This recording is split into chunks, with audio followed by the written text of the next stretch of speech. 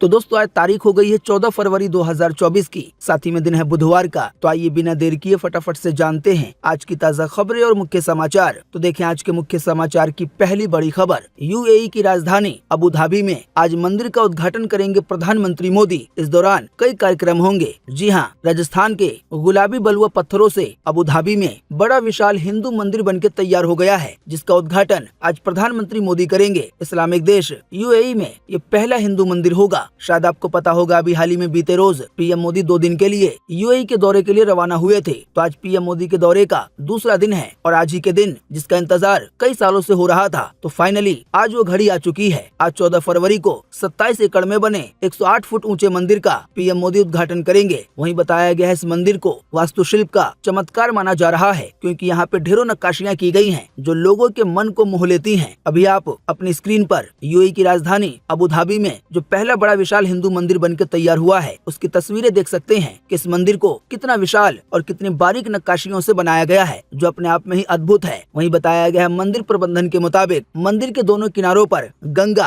और यमुना नदी का पवित्र जल बहता रहता है, यानी एक ही पानी बार बार आता है, फिर जाता है और बहता रहता है। बताया गया गंगा और यमुना के इस पानी को विशाल कंटेनरों में भरकर भारत से लाया गया था। मंदिर के दोनों किनारों पर गंगा और यमुना का पानी हर समय बहता रहता है। साथ ही में बताया गया है इस मंदिर को बनाने में बहुत बड़ी मात्रा में संगमरमर का भी इस्तेमाल किया गया है। साथ ही में आपको बता दें, इसी बीच पीएम मोदी ने बीते रोज 13 फरवरी को यूएई में जो भारतीय रहते हैं उनको संबोधित किया और उस दौरान पीएम मोदी ने एक ऐसी बात कही जिससे हर भारतीय का सीना चौड़ा हो जाएगा। तो आप देखिए ये खबर अपनी स्क्रीन पर। यूएई में पीएम मोदी का भारतीय समुदाय को संबोधन। इसी में पीएम मोदी बोले, मंदिर के लिए यूएई के शेख जायद ने कहा था कि आप जमीन पर जहाँ लकीर खींच देंगे वो जमीन मंदिर के लिए दे दी जाएगी। जी हाँ, बीते रोज मंगलवार को पीएम मोदी का यूएई में गॉड ऑफ ऑनर के साथ स्वागत किया गया। यूएई के राष्ट्रपति मोहम्मद बिन जायद अल नहयान ने पीएम मोदी को गले लगाया। दोनों ही बिल्कुल दोस्त की तरह मिले। सोशल मीडिया, इंस्टाग्राम, फेसबुक वगैरह पर कई लोगों ने तो रील बनाकर बैकग्राउंड में दोस्ती के गाने लगाए। वो वीडियो भी वायरल हो रहे हैं। तो बीते ही रोज पीएम मोदी ने अपने भाषण के दौरान हिंदू मंदिर के लिए जमीन मिलने से जुड़ा एक वाकया बताया। सन 2015 में जिस समय ये मंदिर बनना था, उस समय को लेकर पीएम मोदी ने कहा कि यहाँ के राष्ट्रपति शेख जायद ने कहा कि आप जमीन पर जहाँ लकीर खींच देंगे वहाँ की जमीन मंदिर बनाने के लिए दे दी जाएगी। तो ये अपने आप में ही एक बड़ी बात है। इसके अलावा इस्लामिक देश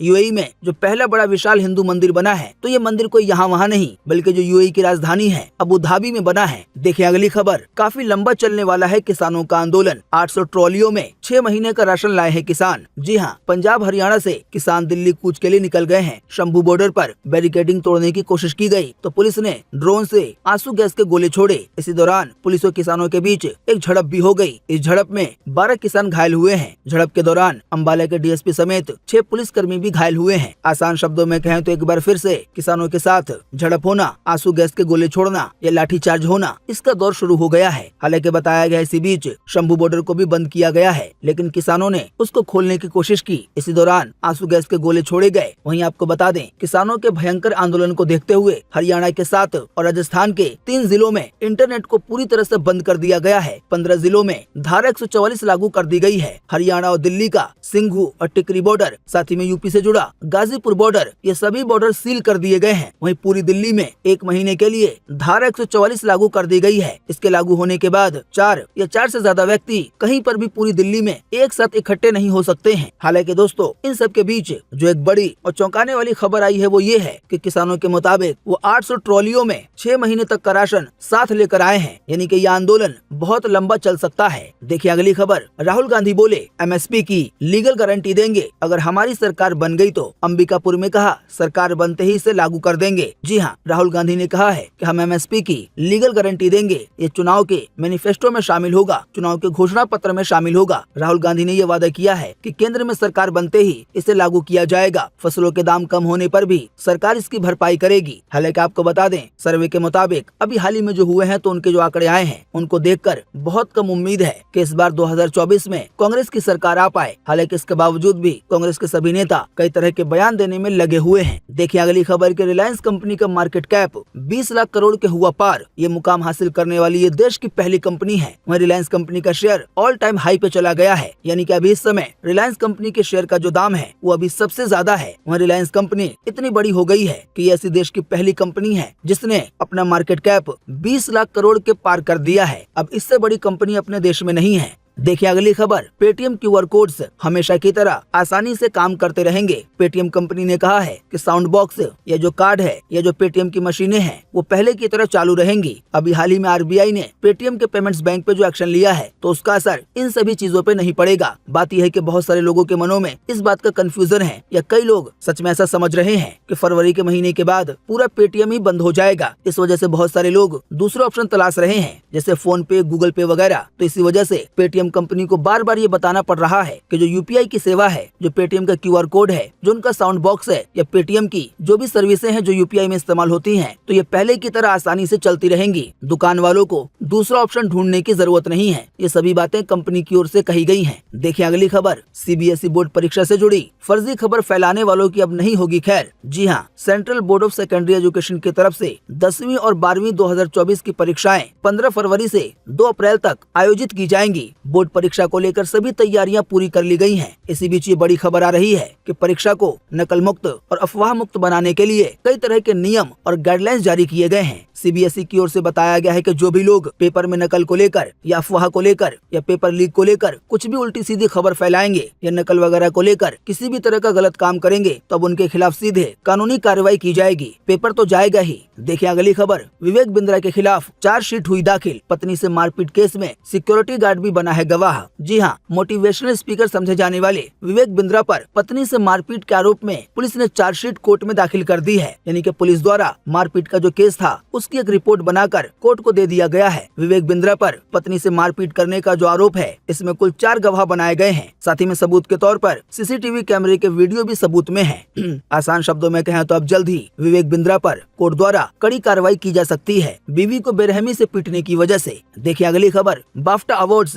2024 में प्रेजेंटर बनेंगी दीपिका पादुकोण। डेविड बेकहम दुआ लिपा के साथ अवार्ड को प्रेजेंट करेंगी। ये जानकारी दीपिका पादुकोण ने सोशल मीडिया के जरिए खुद दी है। तो दीपिका पादुकोण के नाम ये एक और बड़ा खिताब जुड़ने वाला है। दोस्तों, बाफ्टा अवार्ड्स बहुत बड़ा अवार्ड माना जाता है। देखिए अगली खबर, जेल में रहकर जैकलिन फर्नांडिस को धमकी दे रहा है सुकेश। एक्ट्रेस ने अभी हाल ही में दिल्ली पुलिस कमिश्नर से इसकी शिकायत की है कि ठग सुकेश जेल में रहने के बावजूद जैकलिन को धमकी दे रहा है। जैकलिन फर्नांडिस ने सुकेश पे हैरेसमेंट के आरोप लगाए हैं। देखिए अगली खबर, महाराष्ट्र के पूर्व सीएम अशोक चौहान भाजपा में हुए शामिल, राज्यसभा का टिकट मिल सकता है। अभी हाल ही में एक दिन पहले इन्होंने कांग्रेस पार्टी छोड़ी थी। अशोक चौहान 2 बार महाराष्ट्र के मुख्यमंत्री रह चुके हैं कांग्रेस की ओर से। देखिए अगली खबर, शाहरुख खान बोले पूर्व नौसैनिकों की रिहाई में कोई रोल नहीं है, ये भारत सरकार की डिप्लोमेटिक जीत है। जी हाँ, फिल्म स्टार शाहरुख खान ने कहा है कि कतर की जेल से रिहा होकर भारत पहुँचे पूर्व भारतीय नौसैनिकों की रिहाई में उनका अपना कोई रोल नहीं है। बात यह है कि यूएई में और जो गल्फ कंट्रीज हैं वहाँ पे शाहरुख खान को बहुत माना जाता है। कई लोग ये बोल रहे थे कि पूर्व नौसैनिकों को जेल से रिहा करवाने में शाहरुख खान का हाथ है। तो अब इस पे खुद शाहरुख खान ने बयान देते हुए कहा है कि इसमें उनका कोई रोल नहीं है, बल्कि असल में ये काम सरकार का है। शाहरुख खान कहते हैं कि ये भारत सरकार की डिप्लोमेटिक जीत है कि पहले जिन लोगों को कतर द्वारा फांसी की सजा दी गई, बाद में भारत सरकार द्वारा दखलंदाजी करने पर मौत की सजा उम्र कैद में बदली और अब सीधे रिहा कर दिया गया है। देखिए अगली खबर, क्या दिल्ली की सड़कों पर लोग नशे में चलाते हैं गाड़ियां? ताजा सर्वे में आए हैं चौंकाने वाले आंकड़े। जी हां, दिल्ली में रोड सेफ्टी खास तौर पर ड्रिंक एंड ड्राइविंग के खिलाफ काम करने वाली एनजीओ कैड ने एक सर्वे किया है। सर्वे में ये बात सामने आई है कि राजधानी में अधिकतर लोग नशे की हालत में गाड़ी चला चुके हैं और अभी भी चलाते हैं। बताया गया है लगभग 81% लोगों का मानना है कि उन्होंने किसी न किसी तरह से नशे की हालत में गाड़ी चलाई है। वहीं 74% ड्राइवरों ने कहा है कि वो ड्राइव करते समय स्पीडोमीटर नहीं देखते हैं कि स्पीड अभी कितनी है। ऐसे ही 80% से ज्यादा ड्राइवरों ने कहा है कि उन्होंने बिना टेस्ट दिए ही ड्राइविंग लाइसेंस हासिल कर लिया है। वहीं 39% लोग दोपहिया वाहन चलाते समय हेलमेट नहीं पहनते हैं। देखिए अगली खबर, बिजली गिरने से फुटबॉलर की गई जान। इंडोनेशिया में लाइव मैच के दौरान हुआ हादसा। देश में 12 महीने में ये दूसरा मामला है। इसका एक वीडियो आया है जिसकी झलकी आप देख सकते हैं कि कैसे आसमानी बिजली ने फुटबॉलर की जान ले ली। देखिए अगली खबर, पंजाब के बाद दिल्ली की 7 सीटों पर एकला चलो की राह पर आम आदमी पार्टी रह सकती है। केजरीवाल ने अभी हाल ही में एक बयान में इसका इशारा दिया है, यानी कि दिल्ली में जो लोकसभा की 7 सीटें सीटें हैं तो इन सभी 7 सीटों पर आम आदमी पार्टी पंजाब की तरह अकेले ही चुनाव लड़ सकती है बिना किसी गठबंधन के। देखिए अगली खबर के दिल्ली के पूर्व उप मुख्यमंत्री मनीष सिसोदिया को 3 दिन की जमानत मिली। भतीजी की शादी में लखनऊ जाएंगे। मनीष सिसोदिया पिछले साल फरवरी 2023 से ही जेल में बंद हैं शराब घोटाले के मामले को लेकर। हालांकि अब उन्हें पहली बार 3 दिन की जमानत दी गई है। देखिए अगली खबर, झारखंड के पूर्व मुख्यमंत्री हेमंत सोरेन की याचिका पर अब 27 फरवरी को होगी सुनवाई। इसी बीच हाईकोर्ट ने ईडी को एक बार में बात रखने को कहा है। इसी बीच कोर्ट द्वारा हेमंत सोरेन की 3 दिन की रिमांड बढ़ा दी गई है। तो दोस्तों उम्मीद करते हैं कि आज की इस वीडियो से आपको काफी कुछ जानकारी मिली होगी। हम बस इसके बदले में आपसे इतना ही चाहते हैं कि आप इस वीडियो को लाइक कर दें और शेयर कर दें, क्योंकि आपका लाइक और शेयर करना ही होता है हमारी मेहनत का फल। वीडियो देखने के लिए आपका बहुत बहुत धन्यवाद। Thanks for watching.